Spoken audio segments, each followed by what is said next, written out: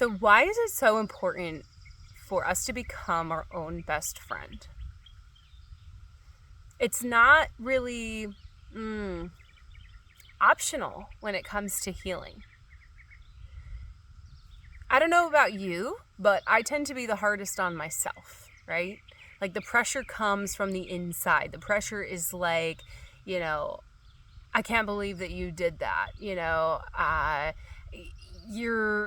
You're totally letting everybody down. Man,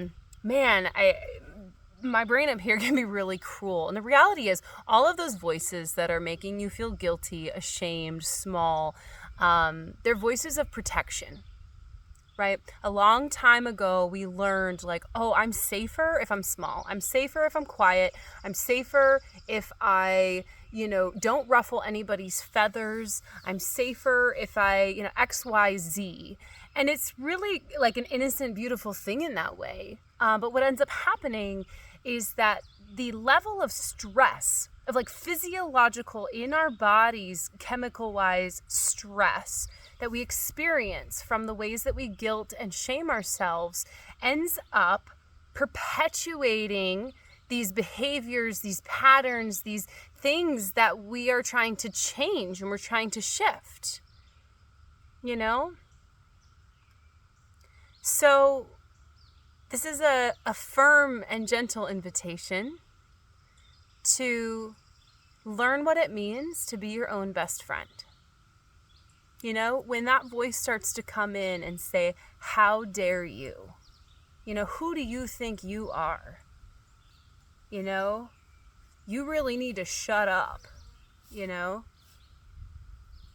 We get to go, our higher self, our prefrontal cortex, we up here, not in amygdala land back here, but we up here get to start to say, hold the phone.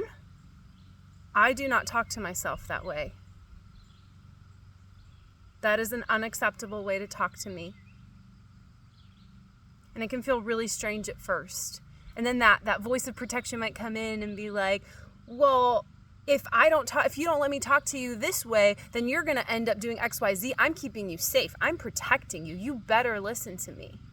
Right? And then we can come back in and say, that's what we've been doing for a long time.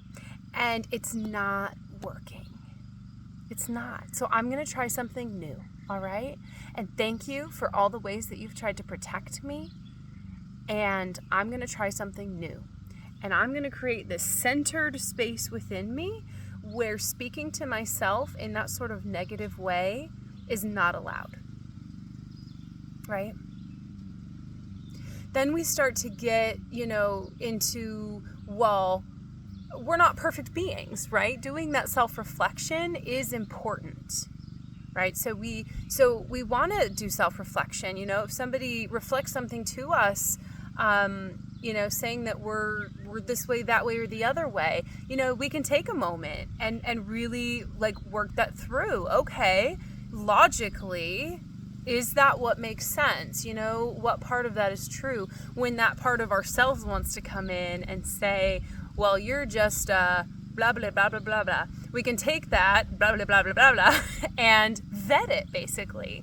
And if our emotions are high, that is not a time to do this sort of self-reflection work. When our emotions are high, we're in amygdala land, and it is so easy to get swept up into that protector, and then we start believing it, and we start creating these stories that agree with these voices of protection.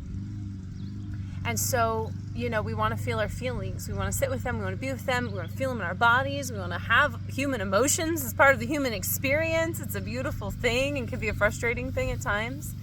And then we do things like our mindfulness practice. Then we do things like talk to a friend. We do things like go to that class, the yoga class or the sound bath, or take a bath, like an actual water bath ourselves, whatever it is, go for a walk, whatever it is that helps you center, regulate, come to that place of knowing, the true essence of who you are. Then we can go here and ask, okay, what is true? What is true? Right? And we get that clarity. So we ended up talking about a whole bunch of things, but this is your firm and gentle invitation to become that best friend to yourself. Don't let you talk to yourself in any way that you would not speak to a friend of yours, right? Firm, honest, beautiful. Negative, creating shame, creating stress, that is actually, even though sometimes it feels right, it's actually perpetuating the same stressful patterns that are creating this repetitive stress in your life. So if you want to talk more, I obviously love talking about this kind of stuff. We're, I think, 6 minutes into this video. So I'd love to chat in the comments. I'd love to chat in private messages. So let's do it. I want to hear more about your experience with this. All right.